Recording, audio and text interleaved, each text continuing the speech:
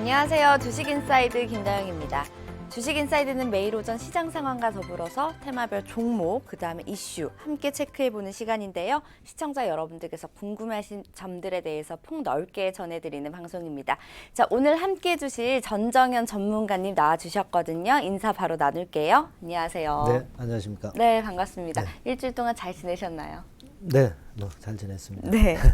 자, 전문가님 어제 제롬 파월 의장이 금리 인하 기정사실화를 공표를 했습니다. 일본과의 수출 규제로 좀 침체돼 있던 우리 시장에 어느 정도 좀 긍정적인 영향이 될지 어떤 영향이 될지 궁금하거든요. 오늘 시장 이야기부터 좀 나눠보도록 할까요? 네, 그러게요. 근데 어저께 해프닝이 좀 있었죠. 네, 있었죠. 대북 재료가 나온 게 하나 있었습니다만은 네. 제가 이따가 짚어드리겠지만 우리가 뉴스 보도를 좀 보실 때요. 네. 이게 어디에서 나온 뉴스인지를 잘 보셔야 됩니다. 그렇죠. 되게 이제 신뢰가 갈 수 있는 뉴스 사이트냐, 그게 네. 중요하고, 그리고 누가 그런 얘기를 했느냐, 그걸 잘 봐야 되거든요. 그쵸. 그래서 제가 오늘 방송하는 거를 사실 어제 밤사이에 작성을 해서 사실은 이게 좀 나쁜 쪽으로 좀 움직이지 않겠는가 이렇게 예상을 했는데 네네. 아니나 다를까 또 부인하는 기사가 오늘 나왔었죠. 미 네네. 국무부에서. 네. 예. 그래서 이따 그 부분에 대해서도 짚어드리고 네. 대북 관련한 종목별 흐름이 지금 현재 어떻게 되는가 그쵸. 보고 우리가 대응 방향을 좀 찾아봐야 될 것 같습니다. 네. 오늘 시장 이야기 좀 나눠보도록 할까요? 예, 그럴게요. 네. 네. 그래서 지금 오늘 같은 경우는 그 해프닝으로 끝났기 때문에 아무래도 대북 관련주가 시초가부터 쭉 빼서 출발을 했어요. 네. 되게 전날 급등을 했다가 시초가를 한 2, 3% 밑으로 떨어져서 출발하면요. 우리가 이제 속된 말로 이제 김 샌다 그러잖아요. 아, 그렇죠. 김이 좀 새버리는 겁니다. 네네. 되게 그때는 우리가 그 물량의 어느 정도는 커팅하는 게 기본적으로 이제 맞습니다. 네. 네, 그렇게 해야 되고 지금 보니까 이제 전체적으로 세틀뱅크가 오늘 신규 상장이 됐죠. 네. 그래서 공모가 근처에서 현재 거래가 되고 있는 정도입니다. 과거 같으면은 그 공모주가 처음에 신규 상장되면은 상당히 그 알파 플러스 알파 거품이 붙어서 시세를 크게 내는 경우가 있는데 네네.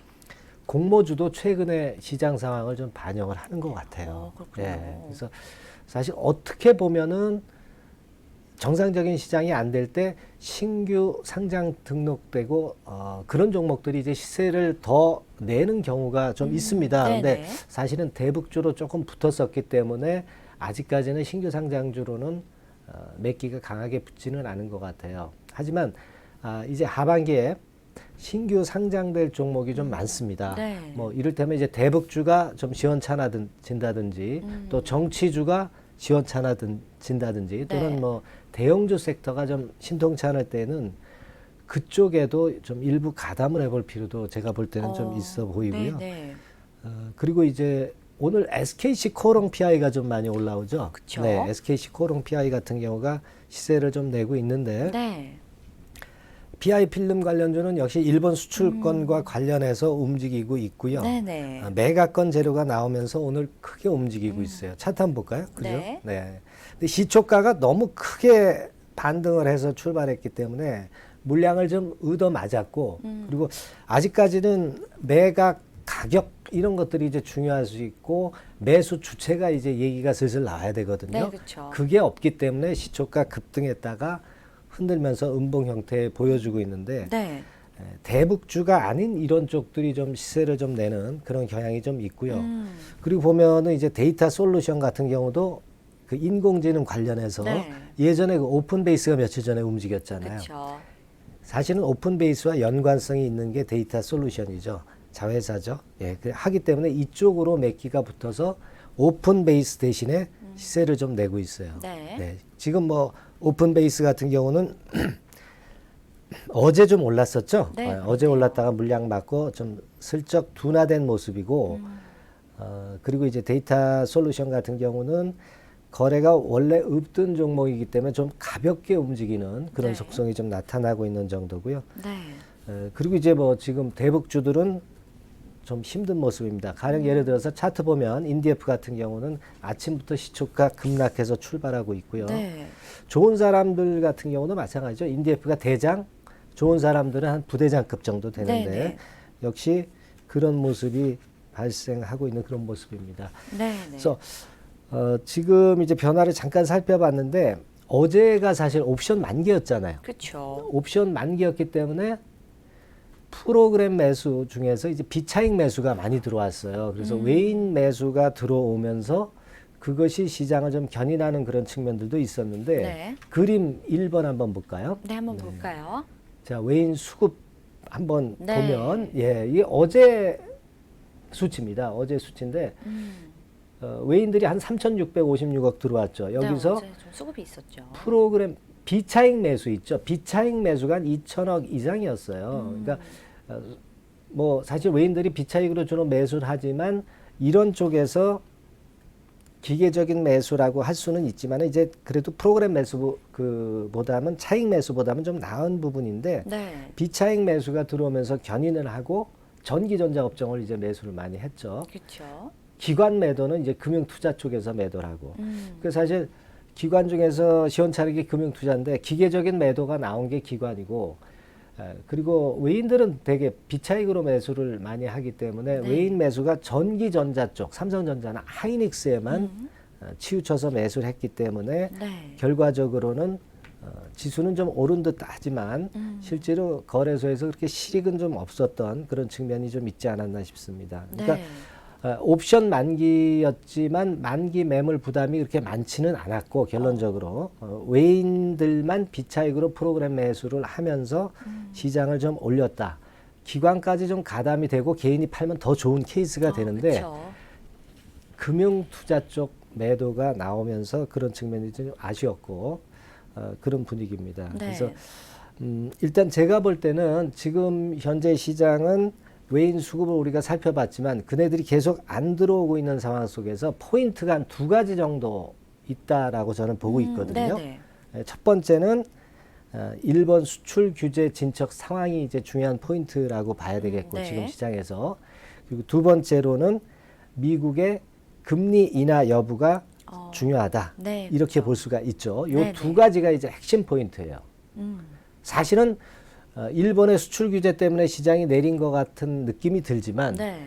그 이면에는 미국이 금리 인하를 하려고 그러다가 좀 지연될 수 있는 소지가 나타났었던 그쵸. 거거든요. 왜냐하면 이제 네네. 미중 무역 회담에서 다시 이제 휴전 모드로 들어갔기 때문에 그것이 미국의 금리 인하를 좀 지연시키지 않겠느냐. 네. 고용 지표도 좀 좋게 나오고 물가도 좀 근원 물가지수 좀 올라왔습니다. 그러다 보니까 그렇다고 한다면 금리 인하는 조금 미루어질 수 있지 않는가 이렇게 한간에 그런 재료가 그런 얘기가 나왔는데 그걸 불식시키는 발언들이 있어서 좋은 측면으로 나타날 수가 있었습니다. 그래서 네네. 그 일본 수출 규제 건하고 네. 금리 인하 건이 중요하다 이렇게 봐야 되는데 네.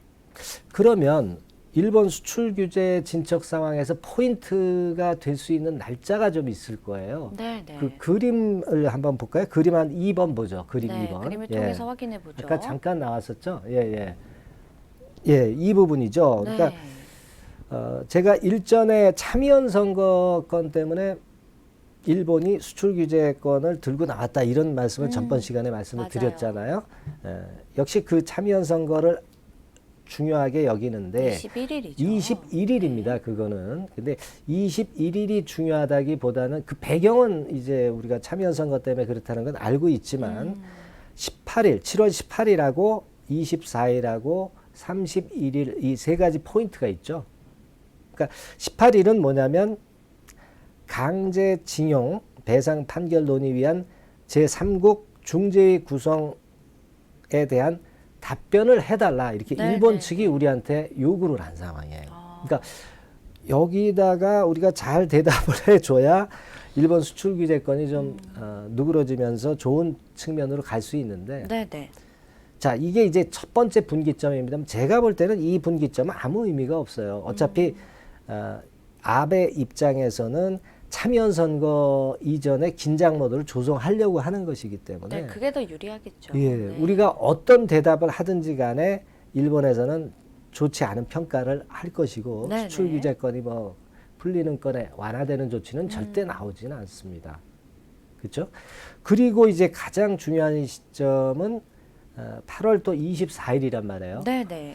자, 투자자 입장에서는 아이고 그 분기점이 좀 빨리 다가왔으면 좋겠는데 네, 좀 멀죠. 8월 24일이면 벌써 한 달 아닙니까? 네, 한 달하고도 뭐 십며칠 그렇죠. 더 남았죠. 그러니까 이 주식 투자자분들이 제일 싫어하는 게 이제 기다리는 거거든요. 네, 맞아요. 급한 분들이 많아가지고. 네네. 근데 이제 마음이 급하시죠. 8월 24일까지면 좀 그렇기는 합니다만은. 네네. 자, 한번 그림을 보세요. 다시 볼까요? 8월 24일 한번 확인해 볼게요. 네, 8월 24일은 군사정보보호협정 연장 시한이에요. 네.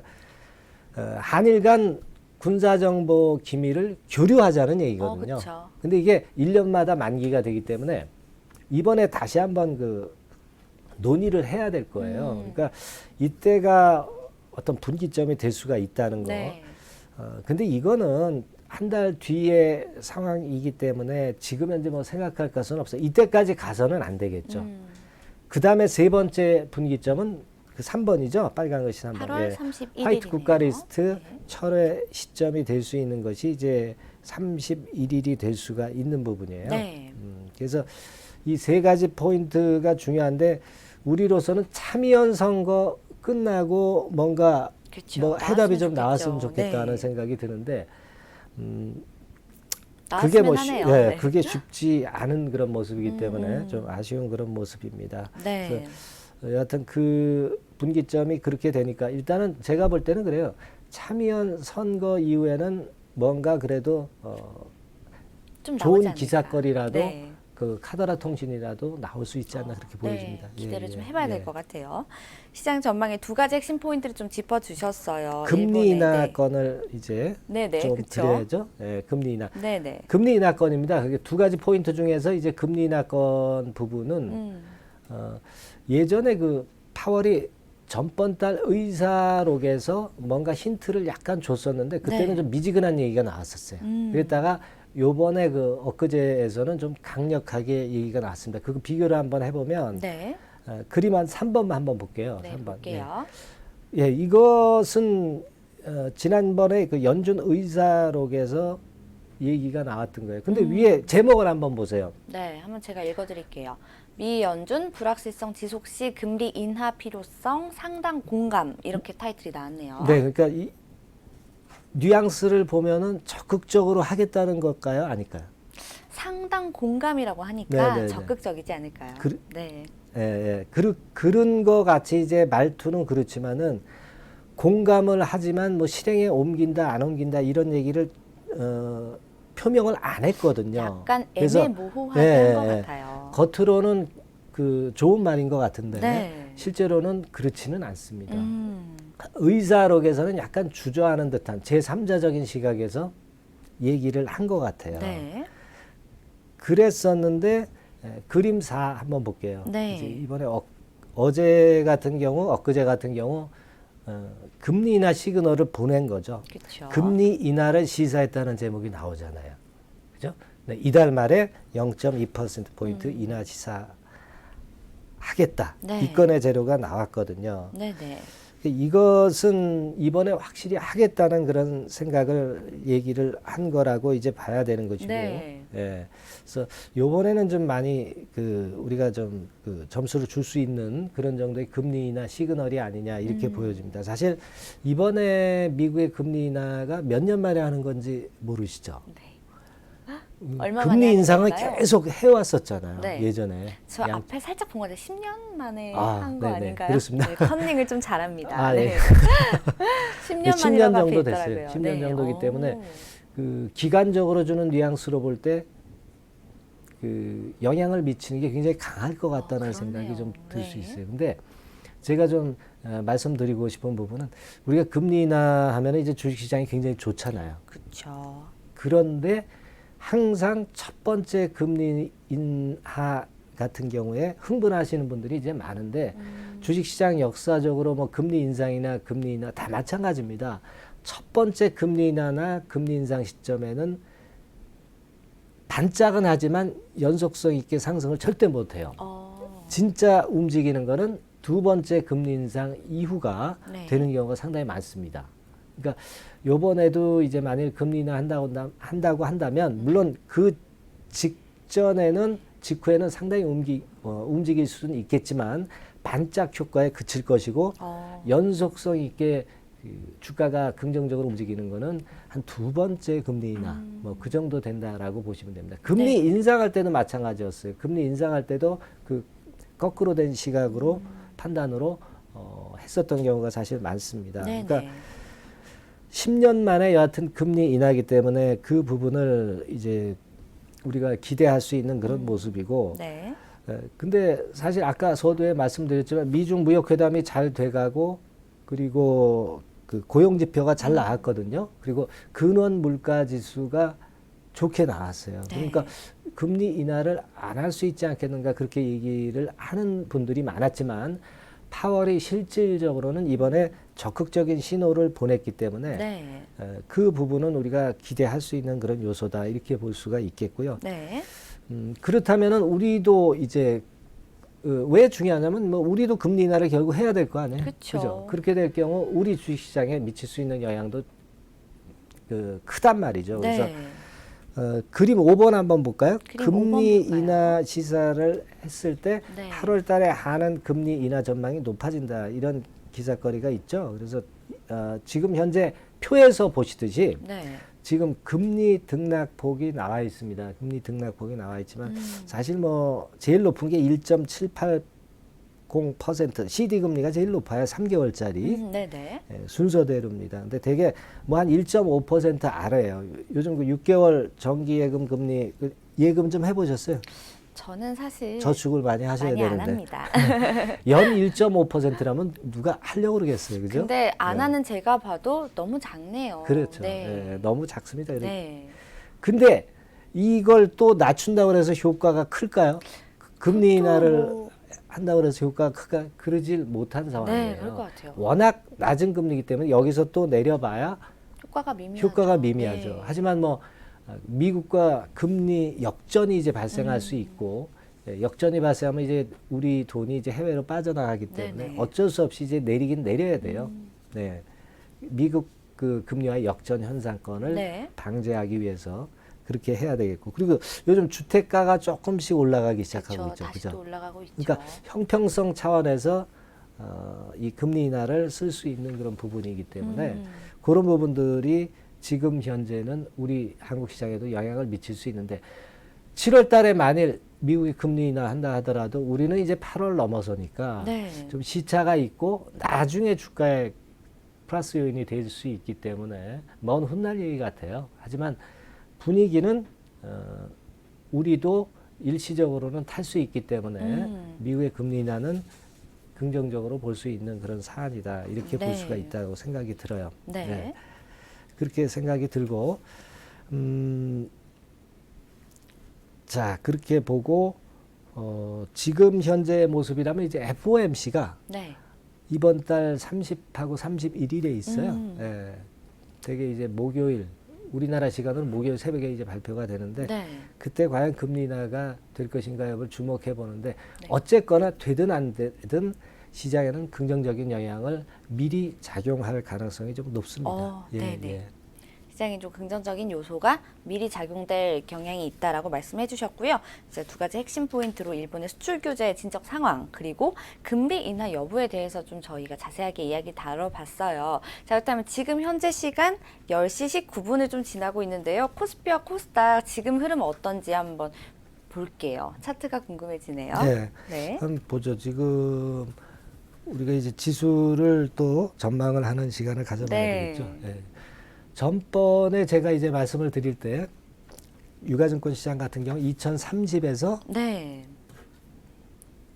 한 2030 정도 말씀하셨나요? 제가 2000 적어놓질 않았네요. 적어놓은 게 좀 있었는데 그걸 갖고 오진 않았는데 비슷했던 것 같아요. 2030, 2050 이렇게 말씀했었던 그렇죠. 것 같거든요. 2030에서 아마 2050에서 2150을 얘기했을 거예요. 맞아요. 2150. 제 기억에는. 근데 좀 유감스럽게도 좀 비슷했네요. 2050포인트까지 찍었다가 차트 한번 볼게요. 차트 한번 보겠습니다. 유가증권 지수가 2050 여기까지 내렸었죠.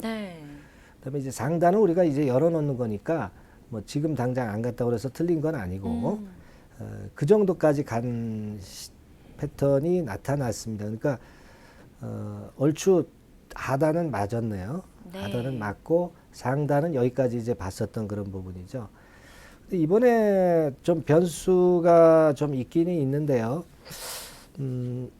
제가 판단을 할 때는 이번에는 하단은 조금은 낮춰볼 필요성이 좀 더 있어요. 내려갈까요? 예, 하단은 아직까지 이제 반등 자체가 강하진 않고 조금은 낮춰서 잡는 게 좋습니다. 왜냐하면 네. 실적 발표도 건도 있고 실적 발표 때 그렇게 썩 좋게는 나오지 않을 가능성도 있기 때문에 네. 하단은 조금 내려서 2030 정도 네. 이 정도를 좀 보고 싶고요.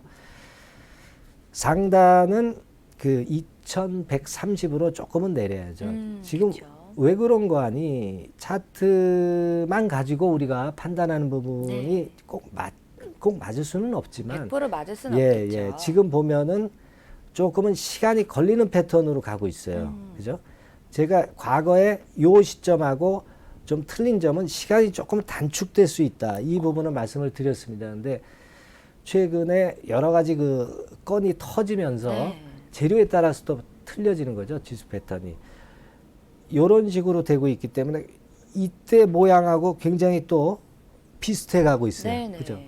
비슷해 가고 있습니다. 다만 이때 당시는 이제 이평이 많이 그 5일, 20일, 60일, 120일, 200일선이 벌어져 있잖아요. 네네, 지금은 그때보다는 좀 같이 모여져 있죠. 네, 모여져 있어서 그 내용 자체는 지금이 더 낫긴 난데 네.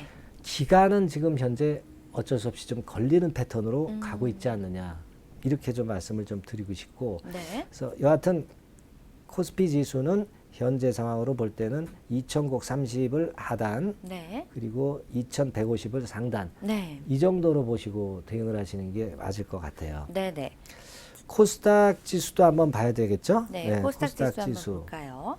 코스피보다 코스닥이 조금 더 힘들었던 이번 주였던 것 예, 같아요. 예, 예. 네. 그렇습니다. 네. 네. 코스닥 같은 경우는요. 항상 이렇게 보셔야 돼요. 우리가 시장이 반등을 할 때는 유가증권 시장의 대형주부터 이제 올라오죠. 그렇죠. 그리고 이제 유가증권 시장의 좀 우량 섹터 중에서 그쪽이 먼저 올라오고 나중에 이제 키를 맞춘다고 합니다. 키를 맞추느라고 중소형 주, 네. 또 이제 작은 이슈주 뭐 이런 것들 네네. 같은 경우에 이제 나중에 올라오는 경향이 있습니다. 항상 반등 사이클에서는 그런 현상을 보여주고 있어요. 그래서 지금 코스닥 같은 경우도 유가증권 시장 거래소 지수를 좀 따라서 네. 뒤늦게 이제 움직이고 있는 거죠. 코스닥 지수 한번 지금 차트 볼게요. 네. 지금 올라오고 있죠. 요걸 제가 그 지난번 수치를 제가 기록을 안 해놨는데 네. 대개 660을 제가 하단으로 말씀을 드린 것 같습니다. 하단이 되게 좀 얼추 맞았던 거죠. 네네. 그 전주에는 조금은 그 높았었는데 지난주 같은 경우 제가 좀 낮췄었죠. 그쵸. 낮춰서 아마 650, 60 정도를 말씀을 좀 드린 것 같습니다. 근데 지금 모습이라고 한다면 되게 하단은 그냥 그대로 좀 두고 싶고요. 네네. 650. 다만 이제 상단은 자꾸 눌리고 추세적으로 지금 현재 오른쪽 아래로 좀 하향하는 그런 흐름이죠. 네. 하향하는 흐름이기 때문에 720선 정도, 720선 정도 어딥니까? 이 정도. 네네. 예. 요 정도에 두고 지수는 대응을 하시는 게 좋겠고 네. 그 전체적으로는 제가 볼 때는 그렇습니다. 이런 박스권을 이제 염두에 두고 매매를 하시는 게 좋겠다는 생각을 하고 네. 바닥을 한 번 더 좀 내리는 사이클이 또 나올 가능성이 좀 높아요. 코스피 지수 기준으로 보면 지금 차트 볼까요? 네, 지금 올라는 오고 있지만 거래량 자체가 많이 붙질 않고 있죠. 지금 네네. 밑에 그죠? 네. 그러니까 반등이죠. 사실 냉정하게 보면 반등입니다. 그쵸. 그러니까 이럴 경우는 되게 크게 치고 나가진 못하고 등락 거듭하는 정도, 뭐 이런 정도로 될 가능성이 좀 높습니다. 그러니까 네. 그걸 감안해서 좀 전략을 짜시는 게 좋겠어요. 네. 자, 그렇다면 투자 전략에 대해서도 좀 부탁을 드릴게요. 지금 지난주보다는 뭐 코스피나 코스닥 다 조금 하향 조정을 말씀을 해주셨잖아요. 네, 네, 이런 네. 시장에서 그럼 어떻게 좀 시장에 접근을 하는 게 좋을까요?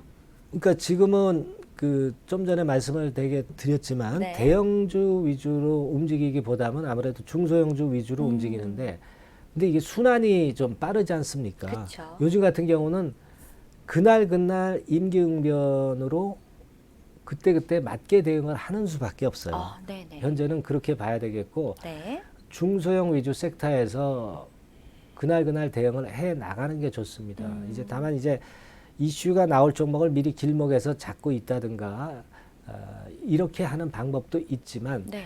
이슈도 뭐 순환이 너무 빠르게 되고 있기 때문에 그쵸. 참 힘들고 네. 일단은 개별 섹터 위주로 매매를 좀 하시는 쪽으로 저는 권해드릴게요. 네, 알겠습니다. 자, 순환매가 빠르게 이어지는 장세 속에서 개별 종목 발굴에 조금 더 힘쓰시라 말씀을 좀 전해주셨습니다. 시장 이야기까지 잘 들어봤고요. 자, 이번에는 이 얘기를 좀 해보도록 하겠습니다. 어제 뭐 이런 뉴스가 있었었죠. 트럼프 미국 대통령이 북한이 핵시설을 좀 전면 폐기하거나 아니면 핵 프로그램의 완전한 동결을 동의할 경우에 석탄과 섬유 수출 제재를 뭐 유예하겠다, 검토하겠다 이런 내용을 좀 발표를 했는데 오늘 이 이야기에 대해서 좀 자세하게 얘기를 나눠볼까요? 어떤 네, 내용이죠? 그렇게 해볼게요. 네. 지금 그 우리가 재료가 좀 나온 게 좀 있었죠. 그쵸. 그러나 해프닝으로 결론이 난 그런 지금 현재 상황이고 네네. 이런 걸 예감을 좀 했습니다만은 너무 그 반론 기사가 또 빨리 나와 버렸어요. 맞아요. 아까 제가 서두에 말씀을 드렸지만 어느 쪽에서 기사가 나왔느냐 그 사이트를 꼭 알아보시라는 말씀을 드렸고 네네. 그다음에 누가 얘기했느냐가 중요합니다. 근데 그쵸. 되게 좀 그 투자자들을 기만하는 기사들은 되게 뭐라고 나오냐면 관계자 그렇게 나오거나 미 국무부에 뭐 다니는 사람 뭐 이런 식으로 이제 조금 그 애매모호하게 뜨는 경우가 사실 네네네. 많습니다. 그래서 어저께 이제 대북주들이 폭등을 했지만 저는 그게 좀 의심이 갔었던 그런 부분인데 그렇군요. 지금 현재 상황을 가지고 보면은 네. 결과적으로는 이제 그런 건의 기사를 잘 봤어야 된다 이걸 그 말씀을 좀 드리고 싶고요. 네네네. 그림을 한번 볼까요? 그림 그림 그 볼까요? 7번 한번 보겠습니다. 네. 예, 그렇죠. 이 건이죠. 트럼프가 판문점에서 만난 후 달라진 미국 기류, 네. 빅딜이 사라지고 핵동결권의 기사건이 이제 나와 있습니다. 네네. 예. 근데 제가 판단을 할 때는 말이죠. 이 건의 재료가 나오기는 나왔지만 네네. 그 기류 자체는 사실 좀 바뀌고 있습니다. 그러니까 지금 현재 동결을 예전엔 완전한 비핵화였잖아요. 네, 그쵸. 완전한 비핵화였지만은 지금은 비핵화에서 좀 양보를 해서 가자는 얘기도 미국이 하고 있는 거예요. 왜 그런 거 아니? 이제 재선이 얼마 안 안 남아서, 남았죠. 네. 재선이 얼마 안 남았기 때문에 네. 지금 쫓기고 있는 입장이거든요. 쫓기고 있는 입장이기 때문에 뭔가 그 돌파구를 열어야 되는데 돌파구를 열기 위해서는 완전한 비핵화건보다는 핵 동결건으로 가야 하는 것이 맞지 않느냐. 그래야 네네. 그 성과가 아무래도 나타날 개연성이 그쵸. 좀 높죠. 네, 그 건이 재선 전에 시간 부담이 있다는 것이 지금 현재 트럼프로서는 시급한 건이고, 네네. 그러니까 자꾸 그런 건의 재료를 언론에 미리 흘리는 겁니다. 뭐 트럼프가 잘하는 뭐 트위터 같은데 올린다든지 네. 그런 식으로 해서 하는 것도 있지만 지금은 트위터에 올리는 것보다는 가짜 언론을 통해서 이제 가짜 뉴스 같이 이제 양산을 언론 하는 플레이를 거죠. 계속 하는 그렇죠. 거군요. 네, 언론 플레이. 주식 투자할 때도 그렇지 않습니까? 어떤 종목 주가 미리 사놓고 언론 플레이해서 일반인 달려들 때 주는 것처럼 지금 현재는 그런 언론 플레이를 하고 있다고 봐야 하지 않나 이렇게 좀 생각이 들고 네. 그리고 이제 파키스탄 전례가 될 가능성도 있죠. 그쵸. 아까 그 그림에서 나왔듯이 네. 맨 밑에 기사건으로 나와 있습니다만은 그림 그 몇 번입니까? 몇 7번에서 번일까요? 네. 결국 이제 완전한 비핵화가 아니고 동결시켜서 앞으로 핵은 만들지 않지만 인정은 해주는 네네. 예, 핵보유국으로 인정을 해주는 그런 건이 될 수도 없지 않아 있습니다. 그러하기 때문에 이제 그런 면들은 좀 안타깝기는 하지만 네네. 어쨌든 뭐 트럼프로서는 재선 전에 시간을 좀 벌자는 그런 건에 뉘앙스로 보이는군요. 예, 뉘앙스로 네네. 보이는 거죠. 예, 그렇게 볼 수 있고 자, 그다음 그 그림을 보겠습니다. 네, 그림 그림 8번이죠. 네. 자, 미국, 북한 영변 폐기 핵동결된 석탄 섬유 수출 제재 유예 검토 네. 뭐 이 건입니다. 이게 이제 아까도 제가 말씀을 드렸던 그 주체를 잘 봐야 된다는 얘기 저기 나와 말씀드렸잖아요. 있네요. 그 네모칸에 나와 있잖아요. 네. 백악관 소식통이에요. 네, 어떤 분인지 궁금하네요. 소식통. 소식통이라고만 되어 있네요. 네, 그렇죠. 네. 소식통입니다. 이렇게 주체가 불명확하다는 얘기죠. 네네. 이거 보고 저는 하루짜리다. 아, 그렇게 생각하셨군요. 또 이제 아니면 이제 김정은 위원장이 뭔가 얘기가 나온다든가 북한 당국에서 답변이 나오면 그 바뀌어질 수 있겠다. 네네. 그렇게 생각을 했지만 그러나 이제 카더라 통신이기 때문에 네네. 북한 당국에서도 뭐 답변을 내놓을 이유가 없죠. 그렇죠. 네, 아직까지는. 당국에서는 네. 이제 답변을 내놓을 입장도 아니었고 아까 말씀드린 그 카더라 통신 정통한 소식통 가지고 이제 기사의 신뢰성을 우리가 확인을 할 수가 없는 부분이고 네. 그리고 그 현실화될지는 불확실하다는 지적이 나온다. 이 건의 얘기가 나오잖아요. 그죠? 그쵸. 네, 이렇게 좀 애매모호하게 나온 재료 가지고 올렸다고 하는 것은 좀 어폐가 있었던 그런 모습 아니냐 이렇게 네. 보여집니다. 네. 그래서 그런 판단이 좀 들고 어쨌거나 우리가 배경은 좀 살펴봤지만 네. 그 단적으로 얘기해서 저는 그런 생각을 했어요. 예전에도 그 하노이 회담 때 네. 그 김정은이 원했던 건 뭡니까? 그 민생과 관련한 경제 제재 5가지는 모두 다 풀어달라는 얘기를 했잖아요. 그렇죠. 그죠?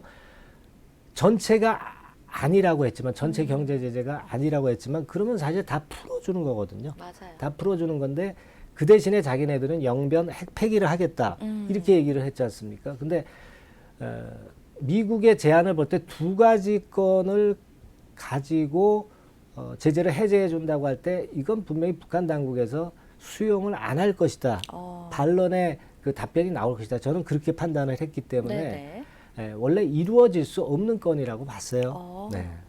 그 조치를 한번 볼까요? 예전에 그 경제 제재했던 거. 네, 한번 그림 9에 나와 있죠. 네. 2270호, 2321호, 2371호, 네. 그리고 그림 10도 보세요. 볼게요. 2375호, 2397호. 네. 네, 어떤 이게 내용들을 주고받아 나오네요. 이게 되게 그 민생과 관련된 건의 경제 제재 건이라고 볼 수가 있어요. 근데 북한이 원했던 거는 요 5개예요. 네네. 북한이 원했던 건 5개입니다. 근데 이제 그 중에 섬유 쪽하고 석탄 쪽을 이제 제재를 해제 준다고 했기 때문에 네. 결국 김정은 위원장이 수용을 안 할 것이다라고 저는 판단을 했고요. 네네. 그리고 이제 석탄 같은 경우는 사실 수출의 대부분을 그 갖고 있는 게 석탄이고요. 그쵸. 북한 수출의 대부분입니다. 섬유 같은 경우도 제재되기 전에는 한 30% 비중이 됐어요. 네네. 근데 이쪽을 해제를 해주는 거는요. 결국 북한 수출의 숨통을 거의 터주는 거예요. 실제적으로는. 네. 하지만 여하튼 그렇다 하더라도 5가지 제재안을 원했던 김정은 위원장이 수락은 안 할 것이다. 저는 그렇게 봤었습니다. 네. 근데 결국 마지막에 이제 어떻게 나왔어요? 오늘 아침 기사 한번 보니까 그림 11번. 네, 볼게요. 자, 미 국무부 북한 핵 동결설 사실이 아니다. 한미일 강화의의 모든 일 다해. 뭐 이런 건의 그 반론의 기사가 나왔습니다. 네. 카더라 통신이었다는 거죠. 그쵸. 예. 그런 것으로 이제 해프닝이 일단락됐습니다. 뭐 사실 이 그림 11 이 부분의 기사가 나오지 않았다고 한다면 제가 말씀드리는 것이 좀 생동감이 있었을 건데 네. 이미 우리가 다 해답을 알고 보다 보니까 네네. 조금 그 식상해진 그런 모습이기는 합니다만은 여하튼 그 배경이라든가 네. 상황을 우리가 파악해 놓는 것은 다음에 대북주 움직임에 도움이 많이 되지 않겠나 이렇게 네. 좀 보입니다. 네. 자, 대북주 흐름은 뭐 앞에서 배경을 좀 보셨다시피 끝까지 좀 주의 깊게 보셔야 될 것 같고요. 그렇다면 이 관련 종목별로 움직임과 전망도 한번 살펴보도록 하겠습니다. 자, 오늘 뭐 대북주 관련해서 종목 여러 개 좀 가지고 오셨는데 하나씩 좀 차트를 통해서 보시면서 설명 부탁드릴게요. 예, 지금은 저는 그 대북 관련주에 대한 일단 전반적인 그 전략을 보자면 네. 항상 그렇잖아요. 거래 많이 터져가서는 절대 안 된다. 그때 네. 들어가서는 재미가 없고 거래 급감할 때 그때 역시 들어가야 될 것이다. 거래가 터질 때는 항상 리스크가 커져요. 네, 그렇죠. 그리고 이제 양치기 소년한테 우리가 속은 적이 이제 많기 때문에 항상 그런 재료가 나오는 경우가 많으니까 네. 그런 부분을 투자 전략으로 봐야 되겠고 네. 그 타 섹터의 동향과 역시 연계가 져야 돼요. 이게 타 섹터가 안 될 때 되는 것이지 네. 확실한 주자 섹터가 있는데 대북주 쪽으로 몇 기가 몰릴 수 없다는 점 이런 점들을 좀 주의를 해야 될 것 같고요. 네. 지금은 글쎄요 뭐 좀 그 시세를 낼 수 있는 그 대표 주자 쪽으로 좀 봐야 되지 않겠어요? 네, 그쵸. 그러니까 인디에프 같은 경우하고 좋은 사람들 네. 그리고 아난티하고 뭐 현대엘리베이터 네. 이렇게 보는 게 좋습니다. 지금 인디에프하고 그 좋은 사람들은 개성 관련주의 대표 주자고 그렇죠. 그리고 아난티나 현대엘리베이터는 아난티아 금강산 현대일리. 관광, 네. 그죠? 금강산 관광이죠. 관광권에 해당되는 종목이기 때문에 네. 이쪽 한번 차트 한번 보면서 상황을 설명을, 볼까요? 네, 네, 해주시죠. 인디에프 한번 보죠. 네. 인디에프 한번 차트 볼까요? 이게 아침부터 이제 시초가 급락해서 나왔기 때문에 참 힘든 그런 모습인데 네네. 우리가 이제 과거의 주가 흐름이 반드시 이번에도 반복되지는 않습니다. 그쵸. 비슷하기는 하지만 그래서 네. 사실 그 그러니까 금년도 2019년도 초반에 주가 급등을 했을 때 흐름하고 유사하죠. 여기서 네, 보면 그쵸. 유사한 그런 모습을 보여주고 있는데 장 때 한번 양봉 보이고 그 다음 날 행보가 좀 틀리죠. 네. 이때는 갭 상승해서 양봉 형태로 전개가 됐고 네. 오늘은 뭐 시초가부터 급락해서 출발을 했던 모습이고 어제 그러니까 오늘 아침에 그 번복 기사가 국무부에 의해서 나오기 전에 이런 식으로 이제 상승을 해서 출발했다면 사실은 이 정도까지는 치고 나갈 수 있었던 흐름이에요. 반짝한다 하더라도 네네. 예. 만일 이제 미 국무부에서 반론이 안 나왔다는 근데 미 국무부에서 반론이 너무 나와버렸기 때문에 네, 그렇네요. 급락해서 시세가 전개가 되고 있습니다. 그리고 네. 거래 보니까 거래도 지금 오전 거래치고는 적진 않아요. 예, 적진 않습니다. 물량들을 많이 내놓고 있다는 반증이죠. 네네, 그렇죠. 되게 좋다고 한다면 물량 안 내놓습니다. 거래가 안 될 것인데 네네. 7.6% 낙폭의 이 정도라면은 거래가 이 정도라면은 매물이 만만치는 않은 것으로 봐야 될 것 같고요. 네. 자 그렇다면은 글쎄요 뭐 지금은 아무래도 휴지기를 좀 거쳐야 되겠고 조정폭이 좀 나와야 될 것 같아요. 그렇죠. 지금 3,350원 선이지만 네. 대개 한 3,000원, 3,100원 뭐 이런 정도의 조정이 나와야만이 가격적인 메리트가 붙어야만이 탄력을 받을 것 같아요. 다시 네. 한번 반전을 시도할 것 같습니다. 이벤트 재료가 지금 현재 부인된 상황이기 때문에 결국 매수자들은 가격적인 면을 보죠. 저가 그렇죠. 매수를 하려고 합니다. 그러니까 저가의 메리트를 줘야 다시 움직일 수 있다라고 봐야 될 것 같아요. 네. 인디에프 같은 경우는 그런 모습이고 네. 지금 뭐 좋은 사람들도 같은 맥락인데요. 네, 좋은 같은 사람들 한번 개성공단 볼까요? 관련, 좋은 네. 사람들 같은 경우도 대개 한 8% 지금 급락 형태로 나타나고 있습니다. 네네. 요거 한번 분봉을 볼까요? 네, 분봉 볼까요? 보니까 이게 3분봉입니다. 여기서 이제 받쳐는 주고 있는데 현재는 뭐 미 국무부에서 부인한 가운데 어떤 재료가 나올 소지가 없는 상태잖아요. 네네, 그렇죠. 그러니까 지금 들고 계신 분들 입장에서는 마지노선을 정해야 돼요. 현재는 네. 여기서 5,300원 무너지면 한 번 더 던진다. 음. 그래서 좀 저가권에서 다시 한번 찬스를 가져본다. 네. 그렇게 봐야죠. 대신에 이 라인 때 무너지지 않으면 유지할 수는 있잖아요. 그쵸. 유지할 수는 있지만 뭐 반등을 준다 하더라도 척하다가 말 가능성이 좀 높죠. 대개 한 5,500, 600원 선에서 네. 반등이 나온다면은 여기서는 일단 물량을 축소했다가 다시 한 번에 저가 찬스를 나중에 보시는 게 좋습니다. 네. 좋은 사람들. 그러니까 지금은 이제 개성공단 쪽에서 두 종목 한번 봤고요. 네. 그 다음은 금강산 관련주 한번 볼까요? 금강산 네. 관련주. 금강산 관련주. 또 많은 분들이 관심 아난티, 가지는 종목. 그죠? 네. 네, 아난티. 아난티 볼게요. 근데 사실 우리가 대북 제재가 해제된다고 한다면 개성공단은 아직까지는 그 제재가 있어서 불편한 섹터예요. 근데 금강산 섹터는 제재에서 조금은 벗어나 있다. 약간 범위 같은 느낌이죠. 그렇죠. 네, 금강산이 더 가능성이 있을 수가 있는 부분이거든요. 네네. 개성공단보다는. 그래서 오늘은 보니까 금강산 쪽은 조금은 낙폭이 좀 덜합니다. 아난티 차트 볼게요. 네. 자, 지금 보니까 2.79%좀 소폭 하락인데 낙폭이 이렇게 크지는 않죠. 예.